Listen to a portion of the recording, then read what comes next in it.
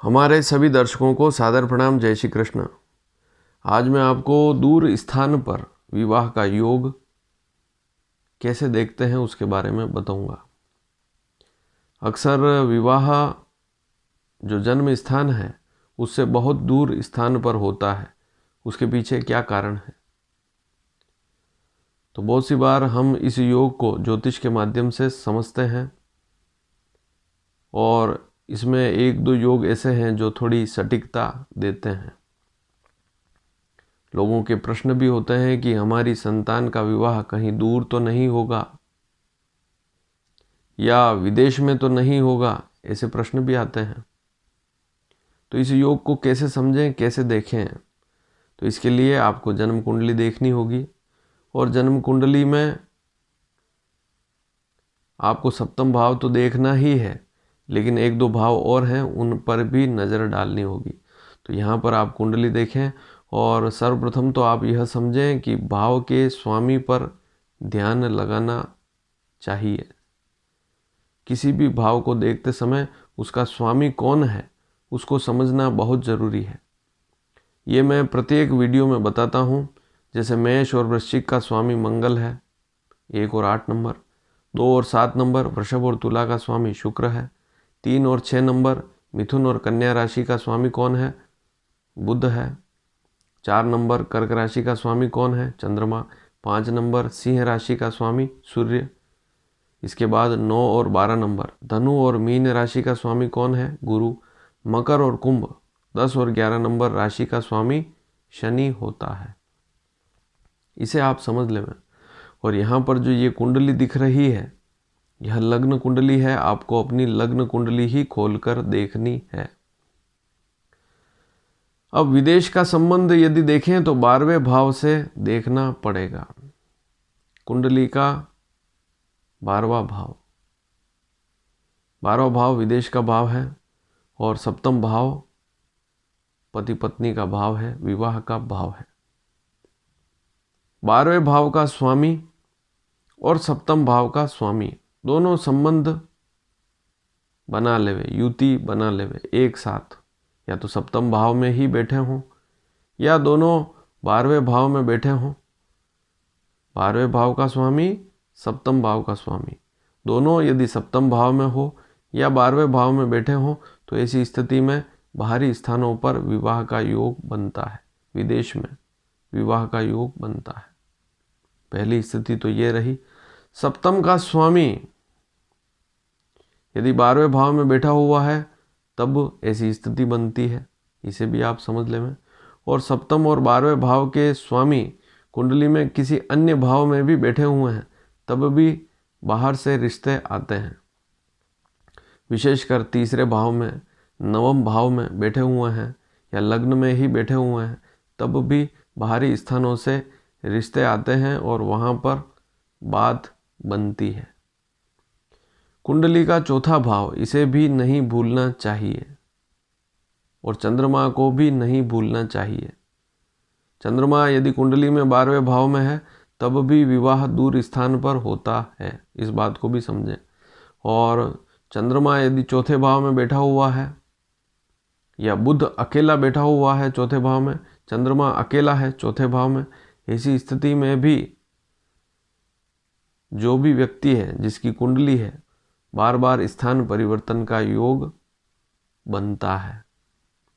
अब चौथे भाव में जैसे राहु हो, केतु हो या 2 पाप ग्रह बैठे हुए हैं तब भी बाहरी स्थानों पर रहने के वहाँ पर विवाह के योग बनते हैं।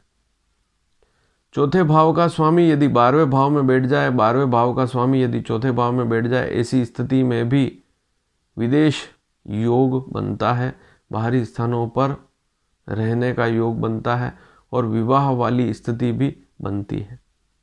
यदि चौथे भाव का स्वामी और सप्तम भाव का जो स्वामी है, अब कुंडली में यहाँ पर आपको उन राशियों पर नज़र डालनी होगी जो राशियाँ चौथे भाव में लिखी, जो राशि जो है चौथे भाव में लिखी हुई है और जो राशि सप्तम भाव में लिखी हुई है, उनके स्वामियों को आप समझें कौन से ग्रह हैं। वे दोनों यदि 12वें भाव में बैठ जाए तब भी विदेश में रहने के या दूर स्थान पर, पुराने समय में तो एक स्टेट से दूसरे स्टेट में जाते थे तब भी उसे देश से बाहर ही कहते थे। आजकल विदेश हो गया है। पुराने समय में तो अपना शहर छोड़ के भी यदि व्यक्ति बाहर जाए तब भी वह दूरी वाली स्थिति ही कहलाती थी। तो आजकल तो विदेश वाली स्थिति मानते हैं हम। तो चौथे भाव का स्वामी और सप्तम भाव का स्वामी दोनों यदि 12वें भाव में बैठ जाएं तब भी ऐसी स्थिति बनती है। लग्न का स्वामी, लग्न का जो स्वामी है वह भी यदि 12वें भाव में बैठा हो किसी व्यक्ति की कुंडली में, तब भी बाहरी स्थानों से संबंध रखे तो वहाँ पर कुछ लाभ वाली स्थितियाँ बनती है। हालांकि वहाँ पर शरीर में नरमी अवश्य होती है। लग्न का स्वामी यदि 12वें भाव में बैठा हुआ है तो स्वास्थ्य को भी नुकसान पहुँचता है। तो ये कुछ स्थितियाँ हैं। विशेषकर विदेश के लिए हम 12वां भाव देखते हैं। लोगों का प्रश्न होता है कि मेरी शादी या मेरे बच्ची की शादी कहीं विदेश में तो नहीं होगी।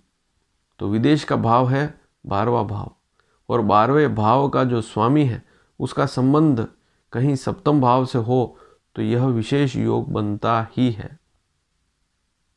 जैसे बहुत से बच्चे शिक्षा के लिए बाहर जाते हैं तो उसके लिए पंचम भाव को देखना पड़ता है। शिक्षा का भाव पंचम भाव, या हायर एजुकेशन का भाव है तो नवम भाव। पंचम भाव का स्वामी, नवम भाव का स्वामी कहीं 12वें भाव में बैठे हुए हैं, ऐसी स्थिति में भी बाहरी स्थानों पर शिक्षा ग्रहण करते हैं। तो सप्तम भाव का स्वामी यदि 12वें भाव में बैठ जाए तब भी ऐसी स्थिति बनती है। हालांकि इस स्थिति को हम रोग वाली स्थिति भी कहते हैं। लेकिन यदि बाहरी स्थानों पर विवाह हो तो रोग में कमी हो जाती है। जैसे किसी की कुंडली में सप्तम का स्वामी 12वें भाव में बैठा हुआ है, उसका विवाह जिस किसी के साथ होगा उसको रोग होगा, उसको शारीरिक कष्ट होगा। लेकिन यदि वह व्यक्ति भी बाहर चला जाए जिसकी कुंडली में इस प्रकार का योग है, दूरी स्थान पर, दूर वाले स्थान पर विवाह करे तो ये सारी दूसरी स्थितियां हैं कम हो जाती है। इसको भी समझना होगा। वैसे तो यूँ देखें तो रोग जो है वो शनि से भी देखते हैं, लेकिन आज बात हो रही है विदेश की। तो विदेश का भाव है 12वां भाव, और दूर स्थान से संबंध यदि देखें तो भी चौथे भाव से भी हम देखते हैं। चौथे भाव में यदि राहु हो, केतु हो, विशेषकर राहु यदि चौथे भाव में है तो व्यक्ति अपना घर छोड़ देता है। महिलाओं की कुंडली में हमने देखा है कि दूसरे भाव में राहु है तब भी यदि वे अपने जन्म स्थान जो है उससे दूरी स्थान पर विवाह करें तो ज़्यादा अच्छी स्थिति रहती है। यदि वे नज़दीक विवाह करते हैं तो कलह वाली स्थिति रहती है, और प्रोग्रेस जो कहते हैं वह भी दूर स्थान पर होती है। कुंडली में चौथा भाव, इसका कारक चंद्रमा है। तो चौथे भाव में चंद्रमा अकेला बैठा है या राहु के साथ है, पाप ग्रह के साथ है, तब भी स्थिति खराब होती है। और वैसे तो लोग शुभ मानते हैं कि घर से दूर रहते हैं, आजकल तो शुभ मानते हैं इसको, लेकिन पुराने समय में इसे अशुभ मानते थे। विदेश में रहना एक अशुभ स्थिति कहलाती थी। घर छोड़कर कोई व्यक्ति यदि दूर रहे तो यह स्थिति शुभ नहीं होती है, लेकिन आज के समय में इसे शुभ मानते हैं। तो चौथे भाव में अकेला चंद्रमा हो, राहु के साथ हो चंद्रमा, या अकेला बुध हो, तब भी बार बार स्थान परिवर्तन होते हैं, और इससे व्यक्ति यदि विवाह करता है तब भी किसी दूरी स्थान पर विवाह का योग बनता है। और चौथे और 7वें भाव, दोनों भावों के स्वामी 12वें भाव में हो तो प्रबल योग। लग्न का स्वामी, सप्तम का स्वामी दोनों यदि 12वें भाव में बैठे हों तब भी प्रबल योग बनता है। इसे भी समझना पड़ता है। तो ये कुछ स्थितियां हैं, इससे हम विदेश में विवाह या बाहरी स्थानों पर विवाह के योग समझते हैं। दूसरा भाव भी कुटुंब का भाव है, वहाँ पर भी यदि पाप ग्रह हैं तब भी समस्या रहती है।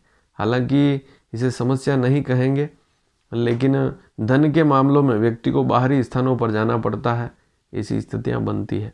और विवाह के संबंध में भी यदि वे कोशिश करें बाहरी स्थानों पर तो वहाँ पर योग विशेष बनते हैं। और यदि यह वीडियो आपको पसंद आया हो तो इसे शेयर करना बिल्कुल भी ना भूलें। नीचे यहाँ सब्सक्राइब का लाल बटन है, उसे दबाएंगे तो इस चैनल के आप सदस्य बनेंगे और नियमित जो भी मैं जानकारी दूंगा आप तक समय पर पहुंच पाएगी। धन्यवाद। जय श्री कृष्ण।